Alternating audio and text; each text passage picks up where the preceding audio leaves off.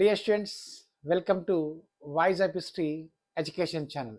ఈరోజు మనము తెలంగాణ హిస్టరీలోని అత్యంత ముఖ్యమైన పాఠ్యాంశము శాతవాహన సామ్రాజ్యం గురించి తెలుసుకుందాం. డియర్ స్టూడెంట్స్, టిఎస్పిఎస్సి నిర్వహించే అన్ని ఎగ్జామ్లో శాతవాహనుల చాప్టర్ అత్యంత ముఖ్యమైనది. డియర్ స్టూడెంట్స్, శాతవాహన సామ్రాజ్యం చరిత్ర లేని పేపర్ అంటూ ఏది ఉండదు.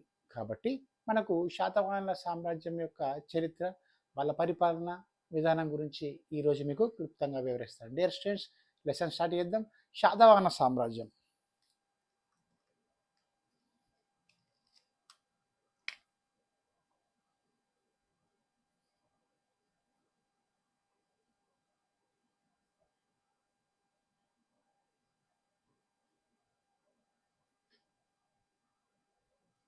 డియర్ స్టూడెంట్స్, మనకు ఈ శాతవాహన సామ్రాజ్యంలో మనకు 30 మంది రాజులు 450 సంవత్సరాలు పాలిస్తారు. చూడండి, 30 మంది రాజులు 450 సంవత్సరాలు పాలిస్తారు. అదేవిధంగా దక్షిణ భారతదేశం మొత్తాన్ని తమ కంట్రోల్లోకి తెచ్చుకొని పరిపాలిస్తున్న రాజులే శాతవాహన సామ్రాజ్యం. చూడండి ఫ్రెండ్స్, 30 మంది రాజులు 450 సంవత్సరాలు తెలంగాణ, ఆంధ్రప్రదేశ్ రాష్ట్రంతో పాటు కర్ణాటక, మహారాష్ట్ర ప్రాంతాన్ని కలుపుకొని పాలించిన గొప్ప రాజ్యవంశమే శాతవాహన సామ్రాజ్యం. డియర్ స్టూడెంట్స్, శాతవాహన సామ్రాజ్యంలోని ముఖ్యమైన అంశాలను మీకు ఈరోజు వివరిస్తాను. డియర్ స్టూడెంట్స్, మనము ముఖ్యంగా ఈ శాతవాహన సామ్రాజ్య చరిత్ర తెలుసుకోవడానికి ప్రధానమైన ఆధారాలు ఏంటో చూద్దాం. ఆధారాలు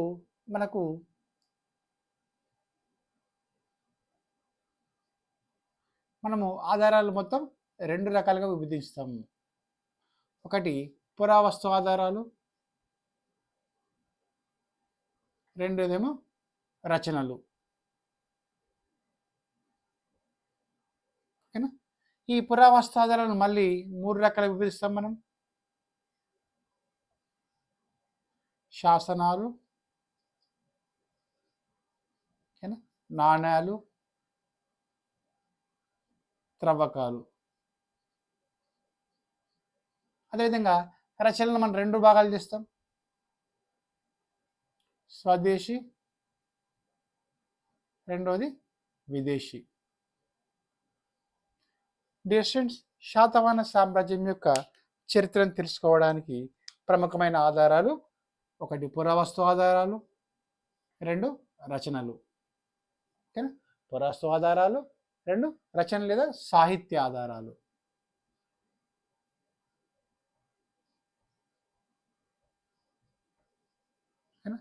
ఇక పురావస్తు ఆధారాలు మొత్తం మనం 3 భాగాలు చేస్తాం. శాసనాలు, నాణేలు, త్రవ్వకాల్లో బయటపడ్డ వస్తువులు. ఇక దేవాలయాలు కానీ టెంపుల్స్ కానీ వస్తువులు కానీ ఏమైనా కుండలు కానీ సామాగ్రి, తవ్వకాల ద్వారా బయటపడ్డ సామాగ్రి. ఇక రచనలు మొత్తం సాహిత్య ఆధారాలు, స్వదేశీ రచనలు, రెండోది విదేశీ రచనలు. అంటే శాతవాహన సామ్రాజ్య చరిత్ర తెలుసుకోవడానికి అత్యంత ముఖ్యమైన అంశాలు ఇవి 2. ఒకటి పురావస్తు ఆధారం, 2 రచనలు. ఇక పురావస్తు ఆధారంలో ఫస్ట్ మనకు అత్యంత ఇంపార్టెంట్ అనేది శాసనాలు. ఓకేనా? శాసనాలు చూద్దాం. ఓకేనా? ఫస్ట్ మనము దీన్ని రఫ్ చేద్దాం. ఓకేనా? రఫ్ చేసి మనము ఇది ఒకసారి మీకు ఇంకోసారి చెప్తా. శాతవాహన సామ్రాజ్యంలో 30 మంది రాజులు 450 సంవత్సరాలు పాలిస్తారు. అదేవిధంగా వీళ్ళకి ఆధారాలు పురావస్తు ఆధారాలు, రచనలు లేదా సాహిత్య ఆధారాలు. పురావస్తు ఆధారాల్లో మొత్తం 3 భాగాలు: శాసనాలు, నాణ్యాలు, తవ్వకాలు. రచనల్లో లేదా సాహిత్య ఆధారాల్లో స్వదేశీ రచనలు, విదేశీ రచనలు. డియర్ స్టూడెంట్స్, ఫస్ట్ మనం శాసనాలతో స్టార్ట్ చేద్దాం.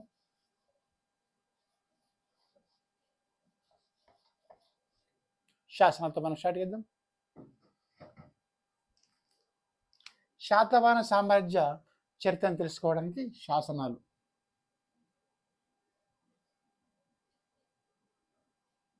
శాసనాలు డియర్ స్టూడెంట్స్, చరిత్రను తెలుసుకోవడానికి అత్యంత విశ్వసనీయమైన ఆధారమే ఈ శాసనాలు.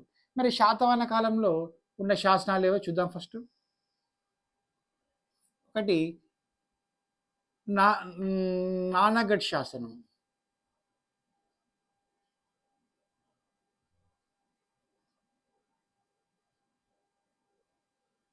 దీన్ని దేవి నాగనిక వేయిస్తుంది. దేవి నాగనిక ఈమె మొదటి శాతకర్ణి యొక్క భార్య.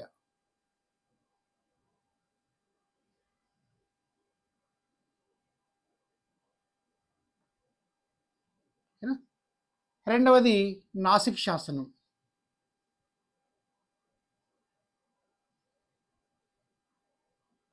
దీన్ని గౌతమి బాలశ్రీ వేయిస్తుంది.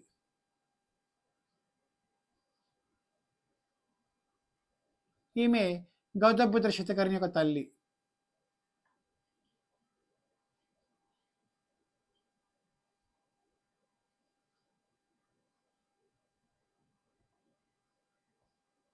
ఇక కనిహేరి శాసనం.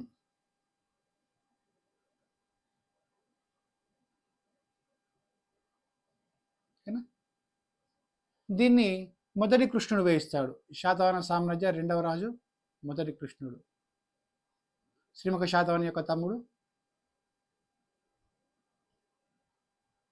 అదేవిధంగా నాలుగవ శాసనం చినగంజం శాసనం.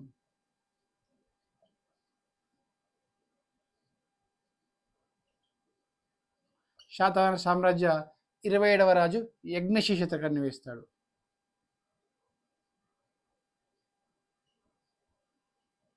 ఇరవై 27వ రాజు. ఇక 5వ శాసనం మేకధుని శాసనం.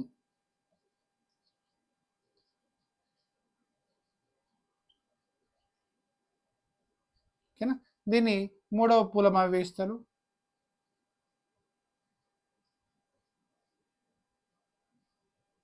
ఇతడు శాతవాహన సామ్రాజ్య చివరి రాజు, 30వ రాజు, చివరి వ్యక్తి. అదేవిధంగా 5వ శాసనం హతిగుంప శాసనం.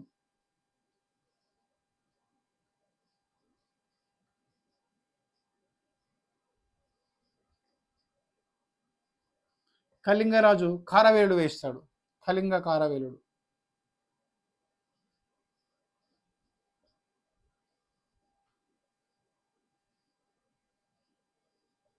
చూడండి డెస్టెంట్స్, మనకు శాతవాహన రాజుల చరిత్రను తెలుసుకోవడానికి ప్రధానమైన ఆధారాలు, అత్యంత విశ్వసనీయమైన ఆధారాలే శాసనాలు. డెస్టెంట్స్, శాతవాహనకు సంబంధించి మనకు మొత్తం 24 శాసనాలు లభ్యమైనవి. 450 సంవత్సరాలు పాలించినా కూడా శాతవాహనకు సంబంధించి కేవలం మనకు చరిత్రకారులకు లభ్యమైన శాసనాలు కేవలం 24 మాత్రమే. డెస్టెంట్స్, ఈ 24లో మనకు శాతవాహన రాజు చేసిన 5 శాసనాలు అత్యంత ముఖ్యమైనవి. అదేవిధంగా కళింగ రాజు వేసిన కారవేలుడు వేసిన హతిగుంప శాసనం కూడా ఇంకో ముఖ్యమైన అంశం.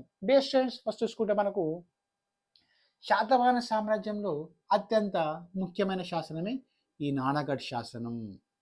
దీన్ని మొదటి శాతకర్ణి భార్య దేవి నాగనిక వేయిస్తుంది. డెస్టెంట్స్, దేవి నాగనిక మొదటి శాతకర్ణి చనిపోయిన తర్వాత వాళ్ళ కుమారుడు వేదశ్రీ కాలంలో, కుమారుడి పేరు వేదశ్రీ కాలంలో, ఇతన్ని పూర్ణగస్తుడు అంటాడు. అది వేదశ్రీ అనే పేరుతోని రాజ్యానికి వస్తాడు. ఓకేనా. మొదటి శాతకర్ణి చనిపోయిన తర్వాత మొదటి శాతకర్ణి యొక్క భార్య దేవి నాగనిక, వాళ్ళ వేదశ్రీ అప్పుడు చిన్నపిల్ల ఉంటాడు కాబట్టి అతనికి రాజమాతగా ఉంటూ రాజభారాన్ని మోస్తుంది దేవి నాగనిక. ఈ దేవి నాగనిక నానగఢ్ శాసనాన్ని వేయిస్తుంది. ఈ నానగఢ్ శాసనంలో మొదటి శాతకర్ణి ఏం చేస్తారంటే, మొదటి శాతకర్ణి అశ్వమేధ, రాజసూయ, వాజపేయి యాగాలు చేసేసి బ్రాహ్మణులకు ప్లస్ రైతులకు విశేషంగా గోవులు కానీ భూములు కానీ పంచుతారని చెప్పడం జరిగింది. తన యొక్క భర్త మొదటి శాతకర్ణి అశ్వమేధ, రాజసూయ యాగాలు చేసి యజ్ఞాలు యాగాదులు చేస్తూ బ్రాహ్మణులకు గోవులు కానీ ప్రజలకు వాళ్ళు భూములను కూడా పంచాడని చెప్పేసి వాళ్ళ భర్త యొక్క గొప్పతనాన్ని వివరిస్తూ వేసిన శాసనమే నానగఢ్ శాసనం. ఓకేనా. ఈ నానగఢ్ శాసనము మనకు ఎగ్జామినేషన్ పాయింట్ ఆఫ్ వ్యూలో క్వశ్చన్స్ ఏ విధంగా రేజ్ చేస్తారంటే, నానగఢ్ శాసనం దేంతో ప్రారంభమవుతుంది? నానగఢ్ శాసనము ఇంద్రుని పొగుడుతూ స్టార్ట్ అవుతుంది. దేవతల రాజు ఇంద్రుణ్ణి పొగుడుతూ ఈ నానగఢ్ శాసనము స్టార్ట్ అవుతుంది. ఓకేనా? నాన్నగడ్డ శాసనం ప్రాకృత భాషలో వేయబడింది. ఏ భాష? ప్రాకృత భాష. అప్పుడు శాతవాహన రాజభాష ప్రాకృతం. అంటే ఎప్పటి వరకు ఉంది అంటే 26 రాజుల వరకు ప్రాకృతం ఉంటుంది. కానీ యజ్ఞేష్ శతకం వచ్చిన తర్వాత శాతవాహన రాజభాష సంస్కృతంగా మారుతుంది. చూడండి, శాతవాహనులు వాళ్ళ రాజభాష ప్రాకృతం, కానీ యజ్ఞేష్ శతకరి కాలం నుంచి శాతవాహనుల యొక్క రాజభాష సంస్కృతంగా మారుతుంది. డియర్ స్టూడెంట్స్, మొదటి నాగరిక వేసిన నాన్నగడ్డ శాస్త్రం ఇంద్రుని పొగుడుతూ ప్రారంభమవుతుంది. అదేవిధంగా వాళ్ళ భర్త అశ్వమేధ రాజసూయాగాలు చేశాడని చెప్పేసి బ్రాహ్మణులకు గోవులను పంచాడని, అదేవిధంగా యజ్ఞయాగాలు చేస్తూ రైతులకు భూములు కూడా పంచాడని చెప్పడం జరుగుతుంది. డియర్ స్టూడెంట్స్, మనకు రెండవ శాస్త్రం అత్యంత ముఖ్యమైన నాసిక్ శాసనం. దీన్ని గౌతమి బాలశ్రీ వేయిస్తుంది. డియర్ స్టూడెంట్, గౌతమి బాలశ్రీ నాసిక్ శాస్త్రాన్ని వేయిస్తుంది. ఈ గౌతమి బాలశ్రీ గౌతమి పుత్ర శతకర్ణి యొక్క తల్లి. డియర్ స్టూడెంట్, చూద్దాం మనం. గౌతమి పుత్ర శతకర్ణి చనిపోయిన తర్వాత 19వ ఏట గౌతమి పుత్ర శతకర్ణి చనిపోయిన 19వ ఏట తనకు మన్మడు అయిన పూలమావి కాలంలో, పూలమావి 2 కాలంలో, కొందరు 2 అంటారు, కొందరు 1 అంటారు, ఏదైనా రైటే. గౌతమి పుత్ర శతకర్ణి చనిపోయిన 19వ ఏట తన మన్మని కాలంలో, పూలమావి 1 కాలంలో, ఓకేనా, విచారవదనంతో గౌతమి బాలశ్రీ నాసిక్ శాసనాన్ని వేయిస్తుంది. డియర్ స్టూడెంట్స్, గౌతమ పుత్ర శతకర్ణి చనిపోయిన 19వ ఏట తన మన్మడైన పూలమావి కాలంలో గౌతమ పుత్ర శతకర్ణి యొక్క గొప్పతనాన్ని గురించి వివరిస్తూ గౌతమ బాలశ్రీ వేసిన శాసనమే నాసిక్ శాసనం. డియర్ స్టూడెంట్స్, నాసిక్ శాసనంలో ముఖ్యమైన అంశాలు చూద్దాం. ఫస్ట్, వాళ్ళ కుమారుని యొక్క గొప్పతనాన్ని చెప్తానని చెప్పినాం. అదేవిధంగా తన కుమారుని యొక్క బిరుదులను కూడా చెప్తుంది ఆమె. ఓకేనా? అట్లు మనకు చూసుకుంటే ఫస్ట్ గౌతమ పుత్ర శతకర్ణి యొక్క బిరుదు చూసుకుంటే మనకు ఫస్ట్ చూసుకుందాం మనం. ఓకే, కొంచెం రప్పిద్దాం.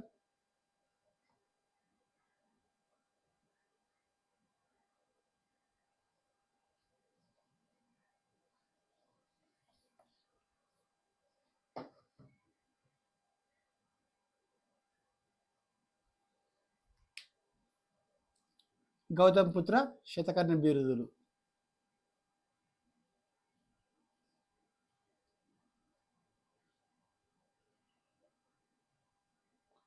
ఎగ్జామ్లో వచ్చే ఛాన్స్ ఉంటుంది, జాగ్రత్తగా మీరు నోట్ చేసుకోండి. ఓకేనా? క్షత్రియ దర్పణమాన,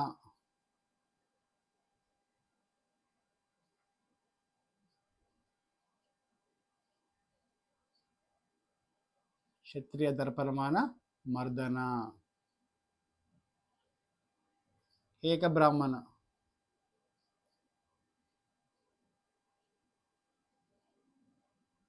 ఆగమ నిలయ,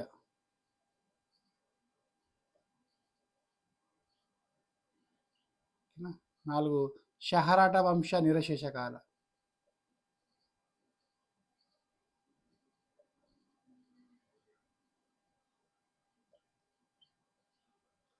త్రిసముద్రతో పీతావాహన,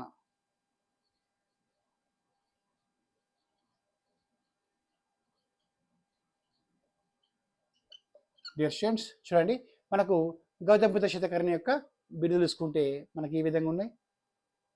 అదేవిధంగా ఏకవీర, ఏక బ్రాహ్మణ, ఏకవీర కూడా,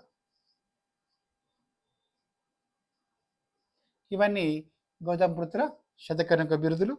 ఆమె గౌతమ బాలశ్రీ అక్కడ చెప్తుంది, ఇక్కడ నాసిక్ శాసనంలో ఇవన్నీ వేయిస్తుంది. చూద్దాం ఫస్ట్. క్షత్రియ దర్పణమాన మర్దన అంటే క్షత్రియుల యొక్క గర్వాన్ని అంచినవాడు. క్షత్రియ దర్పణమాన మర్దన అంటే క్షత్రియుల యొక్క గర్వాన్ని అంచినవాడు. అదేవిధంగా ఏక బ్రాహ్మణ, బ్రాహ్మణులకు విశేషంగా సేవలు చేశాడు కాబట్టి వాళ్ళకు భూములు దానం చేయడం కానీ ధనం ఇవ్వడం కానీ చేసింది కాబట్టి ఏక బ్రాహ్మణాన్ని బిరుదిచ్చింది ఆమె. ఆగమ నిలయ, శాస్త్రాలు అన్నీ అంటే అంటుపట్టుకున్నా కాబట్టి అతని ఆగమ నిలయ అని చెప్పేసి ఆమె బిరుదు ఇవ్వడం జరిగింది. అదేవిధంగా షహరాట వంశ నిరశేషకార అంటే అప్పుడు షహరాట వంశాన్ని పాలిస్తున్న నహపాను ఓడించి వాళ్ళ వంశాన్ని అందరి నాశనం చేస్తారు కాబట్టి షహరాట వంశ నిరశేషకారని ఆమె చెప్పడం జరిగింది. ఇంకోటి త్రిసముద్రతోయ పీతవాహన, ఇది చాలా ఇంపార్టెంట్. అంటే అతని యొక్క గౌతమ పుత్ర శతకర్ణి యొక్క గుర్రము 3 సముద్రాల నీళ్ళు తాగిందని చెప్తుంది. ఓకేనా? 3 సముద్రాలు, ఇక్కడ బే ఆఫ్ బెంగాల్, హిందూ మహాసముద్రం, అదేవిధంగా ఇక్కడ అరేబియా సముద్రం. చూడండి, అరేబియా సముద్రం, బంగాళాఖాతం, హిందూ మహాసముద్రం. అంటే గౌతమ పుత్ర శతకర్ణి యొక్క త్రిసముద్ర తోయ పీతవాహన, త్రి అంటే 3, సముద్ర అంటే సముద్రాలు, వాహనం అంటే గుర్రం. ఓకేనా? గౌతమ పుత్ర శతకర్ణి ఎంత గొప్ప యుద్ధ వీరుడు అంటే తన యొక్క గుర్రం 3 వైపులా ఉన్న నీళ్ళంతా అయిందంటే 3 భాగాలను తన పాదక్రాంతమైన అని చెప్పడం జరుగుతుంది. భారతదేశంలో ఉన్న ఈ దక్షిణ భారతదేశం మొత్తం అతని పాదక్రాంతం అని చెప్పేసి చెప్పడమే త్రిసముద్రతోయ పీతవాహన. అంటే గౌతమ పుత్ర శతకర్ణి యొక్క వాహనం గుర్రం. అంటే అతడు తన యొక్క గుర్రంతో అంటే యావత్ మొత్తం దక్షిణ భారతదేశాన్ని మొత్తాన్ని తన పాదక్రాంతం చేసుకొని చెప్పడమే త్రిసముద్రతోయ పీతవాహన. ఇక ఏకవీర అంటే ఇతర ప్రపంచంలో అంటే ఆ రోజులలో ఇతన్ని మించిన వీరుడే అని చెప్పేసి తన కుమారుణ్ణి పొగడడం జరుగుతుంది. డియర్ స్టూడెంట్స్, అంత మంచి విశేషాలు ఈ శాస్త్రంలో ఉన్నాయి. ఈ శాస్త్రాన్ని గౌతమి బాలశ్రీ వేయిస్తుంది. తన కుమారుడు చనిపోయిన 19 ఏట తన మనమని పూలమావి కాలంలో విచారవదనంతో ఈమె వేస్తుంది. కొడుకు యొక్క గొప్పతనం గురించి వివరిస్తుంది. డియర్ స్టూడెంట్స్, ఈ శాసనం కూడా ప్రాకృత భాషలో వేయడం జరిగింది. డియర్ స్టూడెంట్స్, మనకు మూడవ శాసనము కన్నేరు శాసనం. ఇంపార్టెంట్. శాతవాహన కాలంలో శాసనాలు వేసే పద్ధతి మొదటి కృష్ణుని కాలం నుంచే స్టార్ట్ అయింది. శాతవాహన కాలంలో శాసనాలు వేసే పద్ధతి మొదటి కృష్ణుని కాలంలో స్టార్ట్ అయింది. ఇతడు కన్నేరు వద్ద ఒక శాసనాన్ని వేస్తాడు. అంటే శాతవాహన రాజుల్లో శాసనాలు స్టార్ట్ చేసిన మొదటి వ్యక్తి అంటే మొదటి కృష్ణుడు. ఏనా? ఇతడు కన్నేరు వద్ద శాసనాన్ని వేయిస్తాడు. అదేవిధంగా శాతవాహన రాజులు 20వ రాజు యజ్ఞేష్ చిత్రకర్ణి చినగంజం వద్ద శాసనం వేయిస్తాడు. డిస్టెన్స్. అదేవిధంగా అత్యంత ముఖ్యమైన శాసనం మేకధుని శాసనం. ఈ మేకధుని శాసనాన్ని 3వ పూలమ కాలంలో వేస్తారు. శాతవాహన సామ్రాజ్యం యొక్క పతనాన్ని తెలుపుతుంది. చాలా ఇంపార్టెంట్. శాతవాహన సామ్రాజ్యాన్ని యొక్క పతనాన్ని తెలిపే శాసనమే ఈ మేకధుని శాసనం. ఓకేనా? ఈ మేకధుని ప్రజెంట్ కర్ణాటక ప్రాంతంలో ఉంది. ఓకేనా? దీన్ని 3వ పూలమావి కాలంలో వేయడం జరుగుతుంది. డిస్టెన్స్. 3వ పూలమావి శాతవాహన కాలంలో చివరి రాజు. అదేవిధంగా హతిగుంప శాసనం కళింగ కరవేలుడు. ఓకేనా? మన తెలంగాణ లేదా మన శాతవాహనులపై దండయాత్ర చేసినప్పుడు వేసిన శాసనమే ఈ హతిగుంప శాసనం. ఇది కూడా శాతవాహన చరిత్రను తెలుసుకోవడానికి అత్యంత ముఖ్యమైన ఆధారం. డియర్ స్టూడెంట్స్, మనకు చరిత్రలో శాతవాహన సామ్రాజ్యం చరిత్రను తెలుసుకోవడానికి ప్రధాన ఆధారాలు శాసనాలు 6 ఉన్నాయి. 1 నానగఢ్ శాసనం, 2 నాసిక్ శాసనం, 3 కన్నేరు శాసనం, 4 చినగంజం శాసనం, 5 మేకధుని శాసనం, 6 హతిగుంప శాసనం. నానగఢ్ శాసనాన్ని దేవి నాగరిగా వేస్తుంది ప్రకృత భాషలో. అదేవిధంగా నాసిక్ శాసనాన్ని గౌతమ్ బాలశ్రీ వేస్తుంది. కన్నేరు శాసనాన్ని మొదటి కృష్ణుడు వేస్తాడు. చినగంజం శాసనాన్ని యజ్ఞేష్ చిత్రకర్ణి వేస్తాడు. అదేవిధంగా మేకధుని శాసనం అత్యంత ఇంపార్టెంట్. దీని ద్వారానే మనకు శాతవాహన సామ్రాజ్యం అంతమైందని చెప్పేసి చెప్పడం జరుగుతుంది. డియర్ స్టూడెంట్స్, లాస్ట్ శాసనం హతిగుంప శాసనం. కళింగ కలవేయుడు వేసిన శాసనమే హతిగుంప శాసనం. ఈ హతిగుంప శాసనం ద్వారా శాతవాహన సామ్రాజ్యం యొక్క పరిస్థితులు మనం తెలుసుకోగలుగుతాం. డియర్ స్టూడెంట్స్, ఈ శాసనాలు. అదేవిధంగా మనము ఈ శాసనం తర్వాత మనకు సాహిత్యాధారాలు చెప్దాం. నాణ్యాలు కూడా ఉన్నాయి. శాసనాలు కంప్లీట్, నాణ్యాలు తెద్దాం.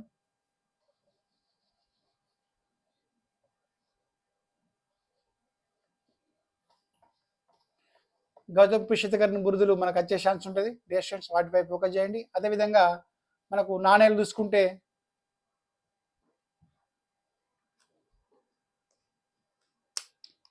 నాణ్యాలు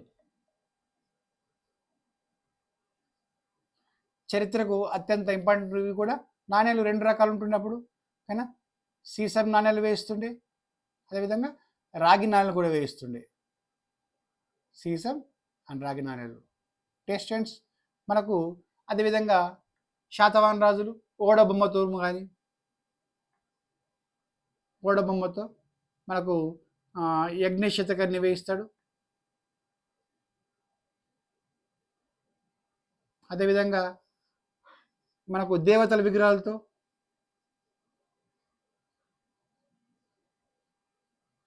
సూర్యచంద్రులతో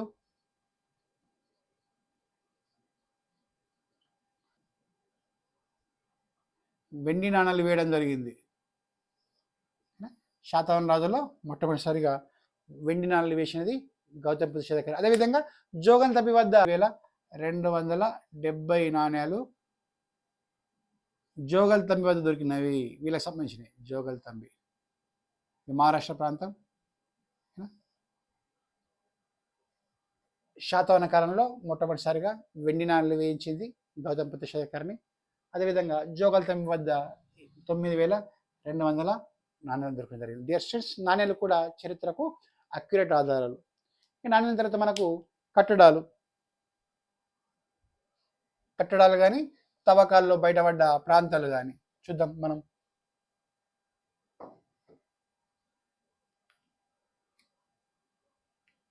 ఈ కట్టడాలు చూసుకుంటే మనకు ముఖ్యంగా కొండాపూర్, కోటిలింగాల, దులిపాల కట్టడాలు.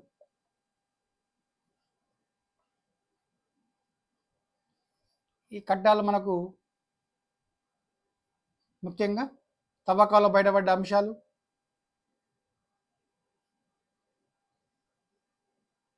కట్టడాల్లో మనకు అజంతా గుహలోని 9-10 గుహలు శాతవాహనకు సంబంధించినవే.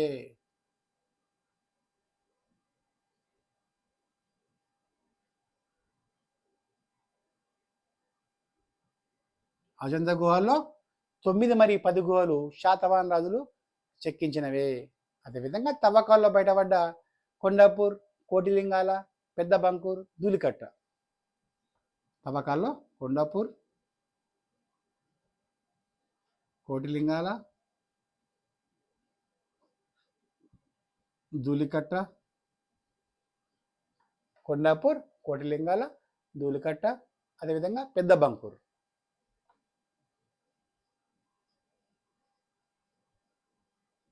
ఓకేనా? కొండాపూర్ అంటే తవ్వకాల్లో బయటపడ్డాయి ఇలా శాసనాలు కానీ ప్లస్ వాళ్ళకి మన బయటపడ్డ శాసనాలతో పాటు వేరే అంశాలు అంటే వాళ్ళ దగ్గర టెంపుల్స్ కానీ వాళ్ళు చేసే కుండలు కానీ అక్కడ దొరికిన ట్రెజరీ కానీ.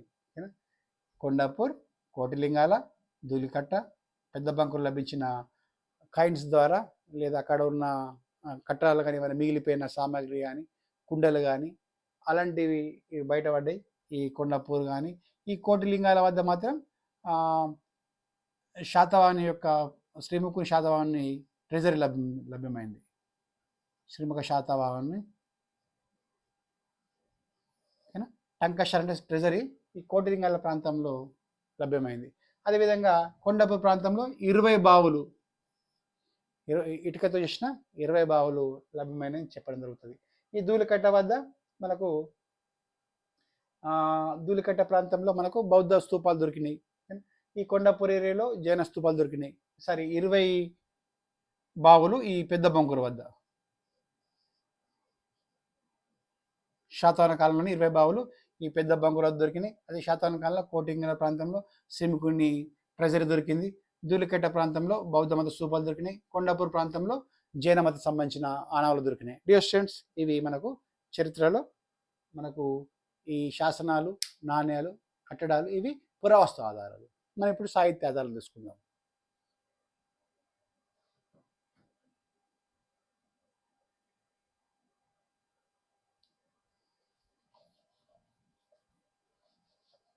శాతవాహన చరిత్ర తెలుసుకోవడానికి ప్రముఖమైన సాహిత్య ఆధారాలు చూసుకుందాం. ఫస్ట్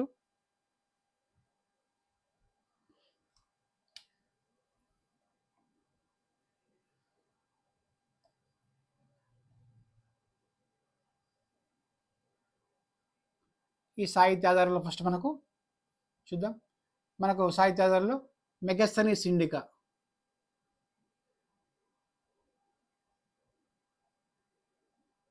మెగస్తనీస్ రాసిన ఇండికా గ్రంథం. అదేవిధంగా ప్లీనీ రాసిన natural history, Pliny natural history.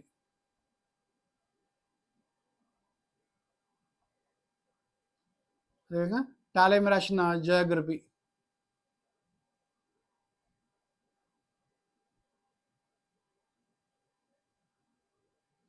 అదేవిధంగా మనకు టాలెమీ తర్వాత అజ్ఞాత నావికుడు,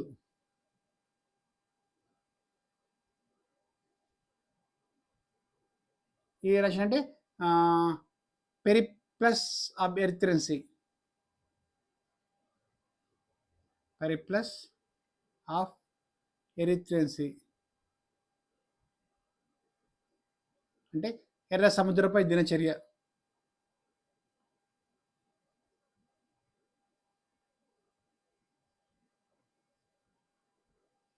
డిస్టెన్స్ ఈ గ్రంథాలు ఆ రోజులలో సాంఘిక, ఆర్థిక, రాజకీయ అంశాల గురించి మనకు విలువైన సమాచారం అందిస్తున్నాయి. అదేవిధంగా మనవి విదేశీ ఆధారాలు ఇవి.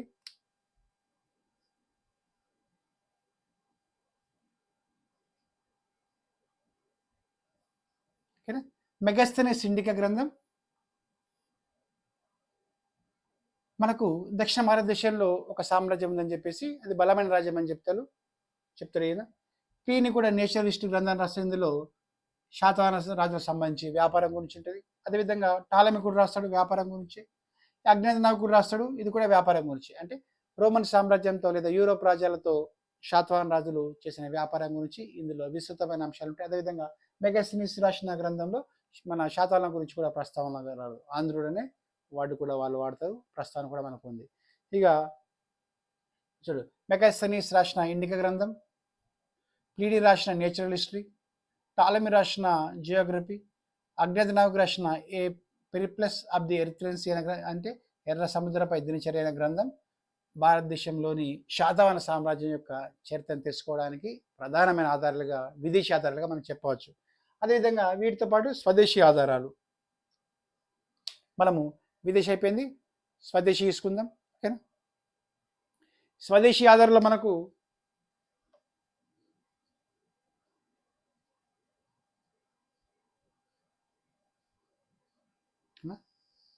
స్వదేశీ ఆధారాలు ఫస్ట్ పురాణాలు, మొత్తం 18 ఉంటాయి పురాణాలు.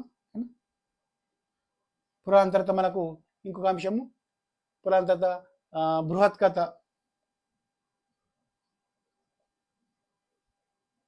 గుడాన్యుడు రాస్తాడు, గుడాన్యుడు. ఓకేనా. బృహత్ కథ తర్వాత మనకు గదా సప్తసతి,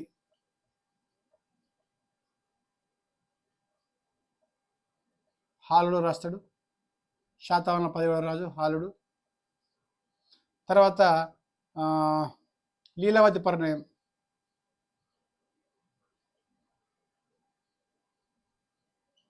పరిణయం, కుతూహలుడు రాస్తాడు.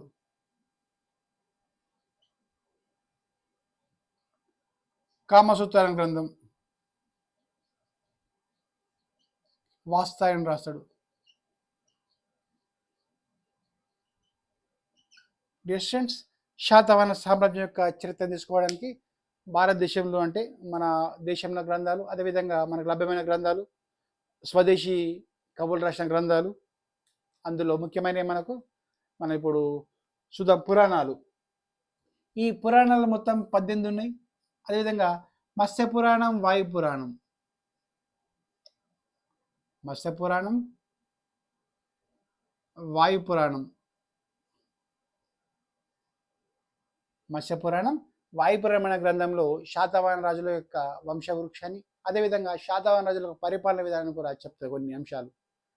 ఈ మత్స్యపురాణం ప్రకారమే 30 మంది రాజులు 450 సంవత్సరాలు పాలిస్తారని చెప్పడం జరిగింది. 30 మంది రాజులు 450 సంవత్సరాలు పాలిస్తారని చెప్పేసి ఈ మత్స్యపురాణంలో ఉండడం జరిగింది. వాయుపురాణం కూడా వీళ్ళ యొక్క రాజుల యొక్క చరిత్రను తెలుపుతుంది. వాయుపురాణము, మత్స్యపురాణంలో శాతవాహన రాజులకు సంబంధించిన వాళ్ళ విశేషాలు కూడా అందులో లభ్యమవుతాయి. ఇంకో ముఖ్య అంశం బృహత్ కథ. బృహత్ కథ గ్రంథం కూడా శాతవాహన సామ్రాజ్యానికి అలా చరిత్ర తెలుసుకోవడానికి, అంటే శాతవాహన కాలంలో సామాజిక, ఆర్థిక పరిస్థితి తెలుసుకోవడానికి ఈ బృహత్ కథ గ్రంథం కూడా ముఖ్యమైన అంశమే. దీన్ని బేస్ చేసుకొని కథా సరిస్సాగరం, కథా సరిస్సాగరం అనే గ్రంథాన్ని సోమదేవసూరు రాస్తాడు.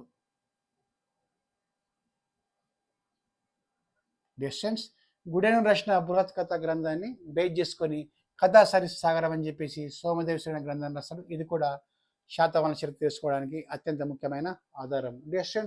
అదేవిధంగా గదా సప్తసతి, దీన్ని శాతవాహన సామ్రాజ్యంలో 17వ రాజు కైవత్సలుడు కవిరాజు హాలూరు రాశాడు గద సప్తశతి గ్రంథం. ఈ గ్రంథం కూడా శాతవాహన సామ్రాజ్యం యొక్క శక్తి తీసుకోవడానికి, సాంఘిక ఆర్థిక పరిస్థితి తెలుసుకోవడానికి ప్రధాన కారణం అంటే ప్రధాన ఆధారం. గదా సప్తశతి అంటే చూడండి, గద అంటే పద్యం, సప్త అంటే 7, శత అంటే 100, అంటే 700 పద్యాలు గల గ్రంథం. 700 పద్యాలు గల గ్రంథాన్ని గదా సప్తశతి గ్రంథం. దీన్ని శాతవాహన సామ్రాజ్యాన్ని పాలించిన 17వ రాజు హళూరు రాస్తాడు. డియర్ స్టూడెంట్, గదా సప్తశతి గ్రంథంలో మొట్టమొదటిసారిగా 40 తెలుగు భాషా పదాలు కూడా రాయడం జరిగింది. ఎన్ని 40 తెలుగు భాషా పదాలు మనకు ఈ శాతవాహన సామ్రాజ్యాన్ని పాలించిన 17వ రాజు హళూరు రాసిన గదా సప్తశతి గ్రంథంలో మొట్టమొదటిసారిగా 40 తెలుగు పదాలు అందులో రాయడం జరిగింది. డియర్ స్టూడెంట్స్, అందులో ముఖ్యమైనవి అత్త, అద్దం, అందం, పొట్ట. అత్త, అద్దం, అందం, పొట్ట అనే ప్రముఖమైన తెలుగు భాష పదాలు అందులో మొట్టమొదటిసారిగా రాయడం జరిగిందని చెప్తారు. డియర్ స్టూడెంట్స్, తెలుగు భాషకు అక్కడే పునాది పడింది. చూద్దాం. అత్త, అందం, పొట్ట, దుత్త కూడా.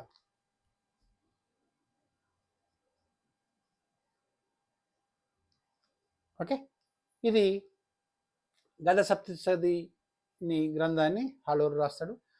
శాతవాహన సామ్రాజ్య 10వ రాజు. అందులో కొన్ని తెలుగు పదాలు కూడా రాయడం జరిగింది. అత్త, పొట్ట, దుత్త, అందం అనే రాసిండవన్నీ తెలుగు భాష పదాలు. అదేవిధంగా ఇంకోటి ముఖ్యమైన గ్రంథం లీలావతి పరిణయం. శాతవాహన సామ్రాజ్య చరిత్ర తెలుసుకోవడానికి అత్యంత ప్రముఖమైన గ్రంథమే ఈ లీలావతి పరిణయం. డియర్ స్టూడెంట్స్, శాతవాహన సామ్రాజ్యాన్ని పాలిస్తున్నప్పుడు శాతవాహన 17వ రాజు హలుడు సింహాల దేశంపై దండయాత్రకు వెళ్తాడు. చూద్దాం, చిన్న మ్యాప్ వేస్తా. ఈ మ్యాప్ కన్నా ముందు ఈ విషయం చెప్తా. ఈ కామసూత్ర అనే గ్రంథాన్ని వాత్సాయనుడు రాసిండు. ఈ కామసూత్ర గ్రంథం కూడా శాతవాహన సామ్రాజ్యం యొక్క సామాజిక పరిస్థితిని కళ్ళ కట్టినట్టు వివరిస్తుంది. ఇక దీని తర్వాత ఇప్పుడు మీకు లీలావతి పరిణయాన్ని కుతూహలం రాస్తాడు. దాని యొక్క స్టోరీ కూడా మీకు ఇప్పుడు చెప్తా.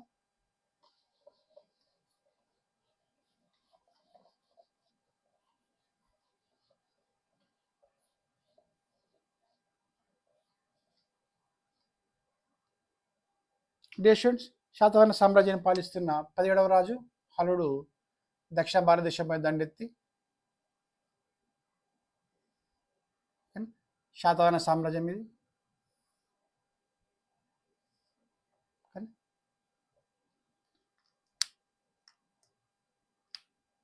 శాతవాహన 17వ రాజు హలుడు.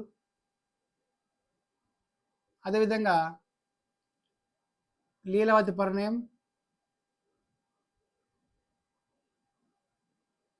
అనే గ్రంథాన్ని కుతూహలుడు రాస్తాడు. కుతూహలుడు. ఓకేనా? అయితే లీలావతి పరిణయం అనే గ్రంథంని కుతూహలుడు రాస్తాడు. ఈ శాతవాహన సామ్రాజ్య పాలకుడు శ్రీలంక వైపు దండయాత్రకు వేస్తాడు. హలుడు శ్రీలంక దేశంపై దండయాత్రకు వెళ్తే అక్కడ ఈ లీలావతి అనే అమ్మాయిని చూస్తాడు. ఓకేనా? హలుడు చక్రవర్తి, హలుడు మరియు లీలావతి యొక్క ప్రేమ గాథనే ఇతడు లీలావతి పరిణయం అనే గ్రంథం ద్వారా వ్యక్తపరుస్తాడు.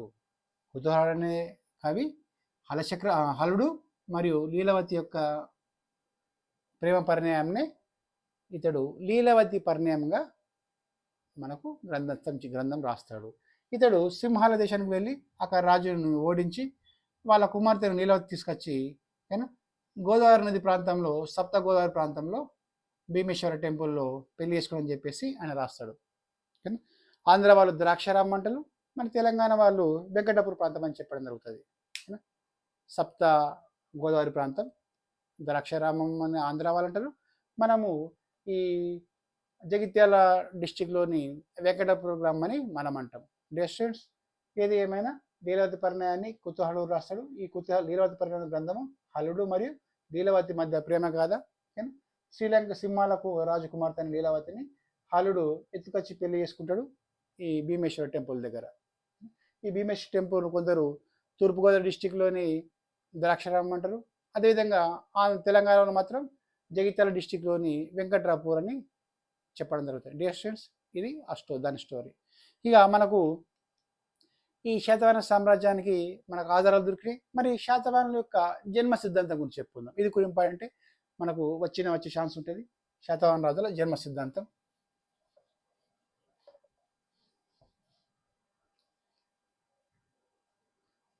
శాతవాహన రాజుల జన్మ సిద్ధాంతం.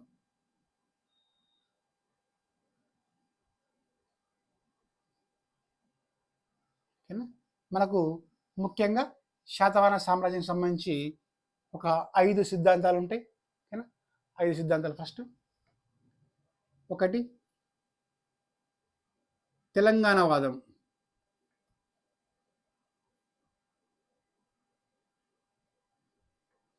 2 ఆంధ్రవాదం. 3 మహారాష్ట్రవాదం.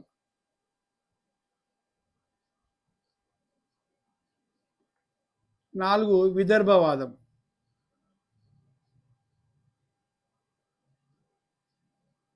5 కర్ణాటకవాదం.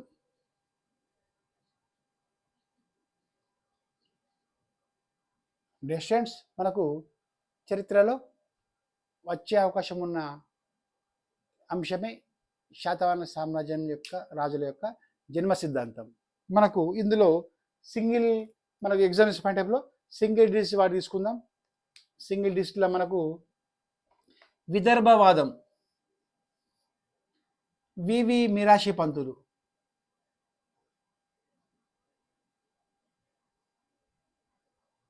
శాతవాహన సామ్రాజ్య పాలకులు విదర్భ ప్రాంతం చెందినవని చెప్పేసి 1940లో విదర్భ థియరీని ప్రవేశపెడతాడు. డిస్టెన్స్ వివి మిరాషి పంతులు 1941లో శాతవాహన సామ్రాజ్య స్థాపకులు వీళ్ళు విదర్భ ప్రాంతం నుంచి వచ్చి పాలించారని చెప్పేసి విదర్భ థియరీని ఈయన ప్రవేశపెడతారు. అదేవిధంగా విఎస్ సుక్తంకర్ కర్ణాటకవాదం. విఎస్ సుక్తంకర్ ఇతడు శాతవాహన సామ్రాజ్య పాలకులు కర్ణాటక నుంచి వచ్చి కర్ణాటక వాళ్ళని చెప్పేసి ఈ కర్ణాటక థియరీని ప్రవేశపెట్టిన వ్యక్తి విఎస్ సుక్తంకర్. ఇది సింగిల్ థియరీ కాబట్టి ఈజీ మీకు అర్థమవుతుంది. కిందికి రాసిన విదర్భవాదం చెప్పింది వివి మిరాషి పంతులు. శాతవాహన సామ్రాజ్య పాలకులు విదర్భ ప్రాంతానికి చెందని చెప్పేసి చెప్పిన వ్యక్తి వివి మిరాషి పంతులు. అదేవిధంగా శాతవాహన సామ్రాజ్య ప్రజలు కర్ణాటక నుంచి ఉన్నారని కర్ణాటక వాళ్ళని చెప్పేసి వివి సుక్తంకర్ అనే వ్యక్తి చెప్పడం జరుగుతుంది. అదేవిధంగా మనకు విదర్భవాదం అయిపోయింది, కర్ణాటక అయిపోయింది. తెలంగాణ వాదం Rajareddy, A M Sastry, T R Singh. D Rajareddy, A N Shastri, అదేవిధంగా టిఆర్ సింగ్. డిస్టెన్స్ శాతవాహన సంబంధించిన వ్యక్తులు ఎక్కడో వారు కాదు, వాళ్ళు తెలంగాణ ప్రాంత వాసులు అని చెప్పేసి చెప్పిన వ్యక్తులే D R Shastri, A M Singh, D Rajireddy, A M Shastri, అదేవిధంగా టిఆర్ సింగ్. ఏఎం శాస్త్రి శాతవాహన సామ్రాజ్య స్థాపకులు. వీళ్ళు తెలంగాణ వారని చెప్పేసి డి రాజిరెడ్డి, దామేర్ రాజిరెడ్డి, ఏఎం సింగ్, అదేవిధంగా టిఆర్ సింగ్. టిఆర్ సింగ్ అంటే ఠాకూర్ రాజేందర్ సింగ్.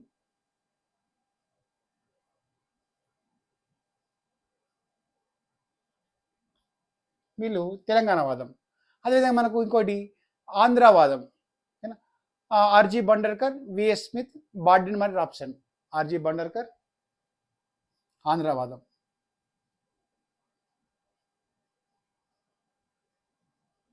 విఎస్ స్మిత్,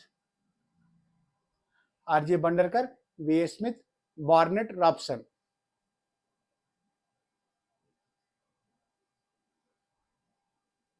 వీళ్ళు శాతవాహనకు సంబంధించి వాళ్ళ యొక్క జన్మస్థలం ఆంధ్రవాదం అని చెప్పేసి చెప్పిన వ్యక్తి R G Bhandarkar, V S Smith, Barnett and Rapson. అదేవిధంగా మహారాష్ట్రవాదాన్ని చెప్పిన వ్యక్తి మనకు శ్రీనివాస్ అయ్యంగార్, కె గోపాలాచారి, ఓకేనా. అదేవిధంగా బండారి, శ్రీనివాస్ అయ్యంగార్,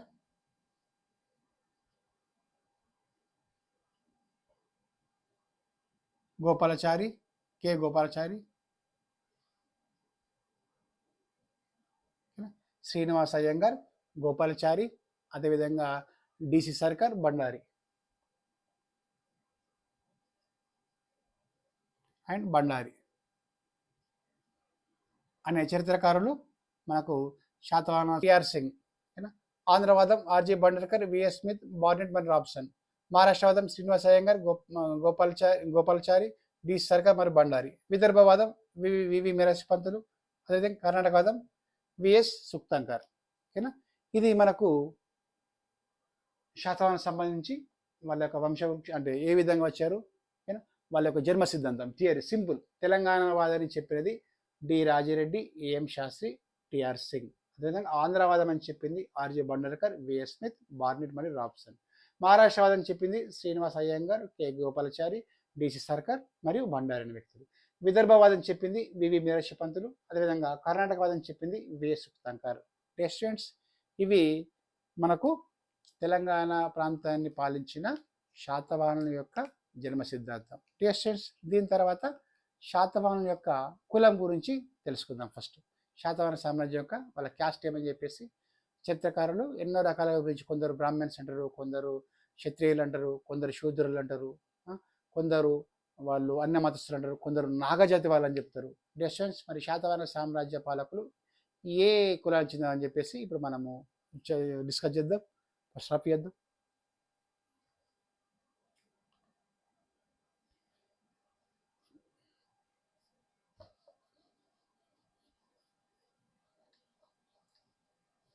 శాతవాహన రాజుల కుల సిద్ధాంతం. కులం చూద్దాం. దానికి ఆధారం ఏం మరి? శాతవాహనుల కులం. శాతవాహన రాజుల కులం, కుల సిద్ధాంతం.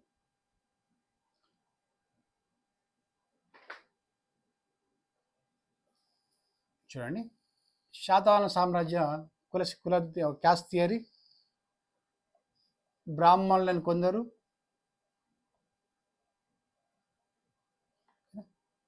క్షత్రియులను కొందరు, అదేవిధంగా నాగజాతి వారి నాగవంశం అని కొందరు, అదేవిధంగా శూద్రులని కొందరు, ఓకేనా. శాతవాహన సామ్రాజ్యాన్ని పాలించిన శాతవాహన రాజుల యొక్క క్యాస్ట్ గురించి అనేక థియరీలు ఉన్నాయి. ఈ థియరీలో మనకు ఈ ముఖ్యమైన థియరీలు మొత్తం 4, ఓకేనా. మరి చరిత్రకారులు దేన్ని బేస్ చేసుకొని వాళ్ళ క్యాస్ట్ను డిసైడ్ చేశారని చెప్పేసి మనం ఇప్పుడు డిస్కస్ చేద్దాం. స్టూడెంట్స్, ఫస్ట్ మనము బ్రాహ్మణులు. ఈ బ్రాహ్మణుల గురించి డిస్కస్ చేసేటప్పుడు నాసిక్ శాస్త్రం, అదేవిధంగా నానగఢ్ శాస్త్రం, నాసిక్ శాస్త్రంలో నాసిక్ శాస్త్రంలో గౌతమి బాలశ్రీ ఏకబ్రాహ్మణ, క్షత్రియ దర్పరమాన మర్దన,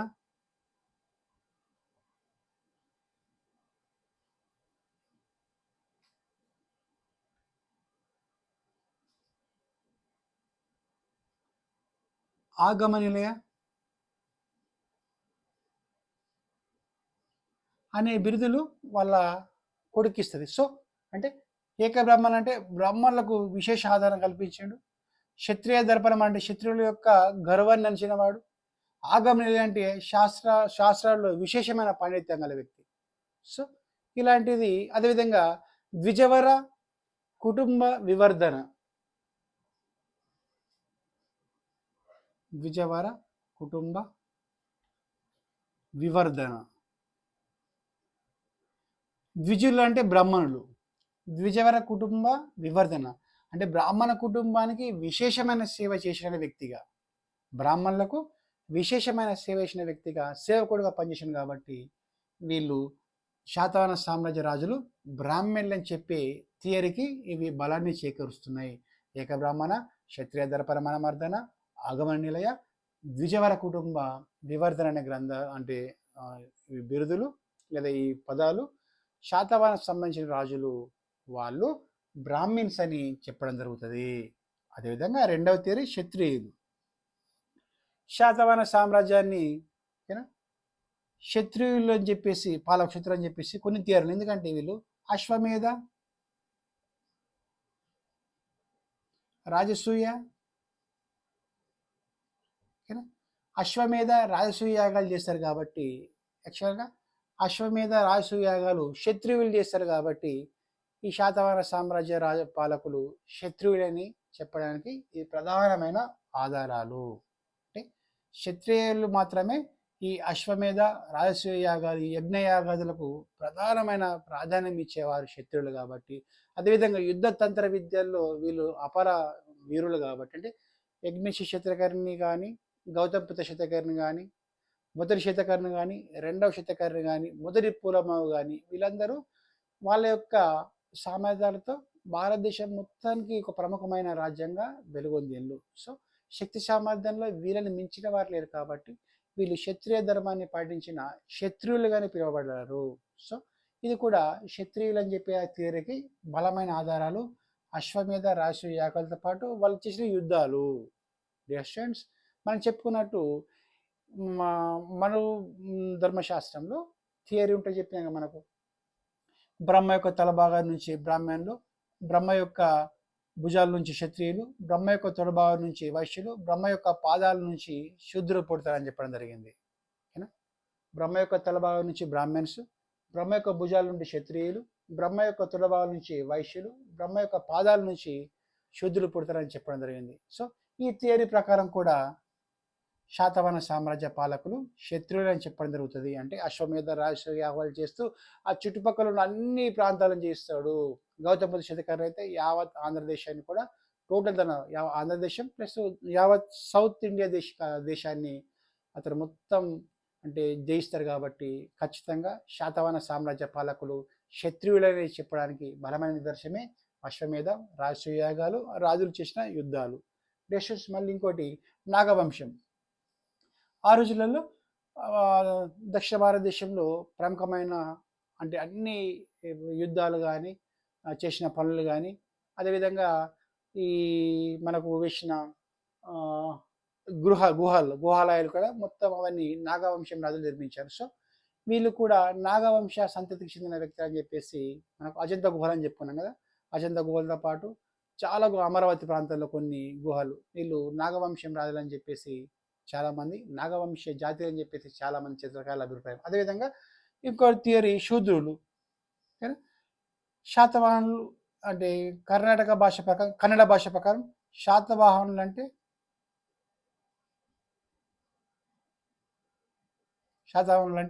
కన్నడ భాషలో రైతు అని అర్థం. శాతవాహనులు అంటే కన్నడ భాషలో రైతు అని అర్థం. సో శాతవాహన సామ్రాజ్య పాలకులు రైతు అంటే శూద్రులు. ఆ రోజులలో రైతులుగా పనిచేసేవారి శూద్రులు. సో శాతవాహన సామ్రాజ్య పాలకులు శూద్రులు అని చెప్పేసి కొందరి థియరీ ఉంది. డియర్ స్టూడెంట్స్, ఏదేమైనా అందరూ ఆమోదించిన శాతవాహన రాజుల యొక్క కుల సిద్ధాంతంలో క్షత్రియులు అని చెప్పేసి 90% శాస్త్రవేత్తలు లేదా చరిత్రకారుల అభిప్రాయం. డియర్ స్టూడెంట్స్, చూడండి, యావత్ అంటే శాతవాహన రాజులు ఉత్తర భారతదేశం మరియు దక్షిణ భారతదేశానికి వారధిగా పనిచేశారు. అంటే ఆర్యావర్తానికి మరియు కన్నడ దేశానికి, ఆర్యావర్తానికి ప్లస్ ద్రవిడ దేశానికి వారధిగా పనిచేశారు. ఎలా అంటే చూడండి, రఫ్ చేస్తా.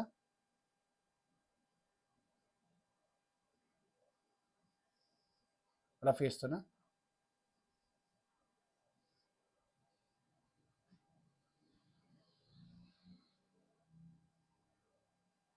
చూడండి, ఆర్యావర్తానికి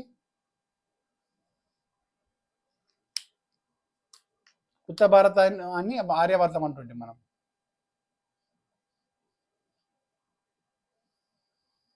అదేవిధంగా ఇది ద్రవిడ దేశం.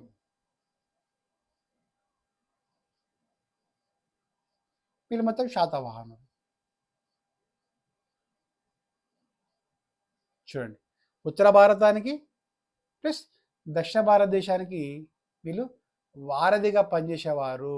ఉత్తర భారతానికి ప్లస్ దక్షిణ భారతదేశానికి శాతవాహన సామ్రాజ్య పాలకులు వారధిగా పనిచేశారు. చూడండి, శాతవాహన సామ్రాజ్యాన్ని శ్రీముఖ శాతవాహన అనే వ్యక్తి ప్రారంభించాడు.